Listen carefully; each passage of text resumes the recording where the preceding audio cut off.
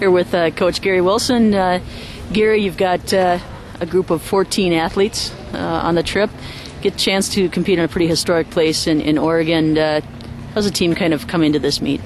Well, I think, it's changed, obviously, from a couple of years ago how we do it. And this format is one where, it is the first round of the NCAA, so they know that they've got to come in here and obviously produce. And, I think after a conference meet, it's always, they're on an emotional high and they're fighting and going through school and finals and all that kind of stuff. So this is kind of more relaxed, and they're a little more, brought off the mat a little bit, so to speak, because they were pretty pooped after the Big Ten with all that was going on. So this is kind of nice, and it's obviously nice to be at a place like Oregon where they really support track and field, and it's kind of a showcase of track and field, which is you don't always get every place. So it's really neat for all the kids, especially ones that have never been here and had that ambiance of Hayward Field.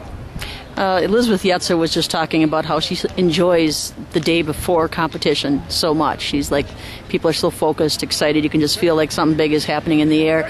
How do you keep these kids from getting too high on something like that, especially if they're the young ones? Yeah, well, we talk to them obviously, and they do their relaxation, breathing and techniques and visualization, and they've been through even if they're freshmen, they're almost sophomores really, because they've had a year of weathering, and like with Kamo and Missa, and our two freshmen that are on that distance group, those kids have redshirted a year, so they're really pretty veteran when it comes to this kind of stuff, and so it's not like we're bringing them in like to their first cross country Big Ten.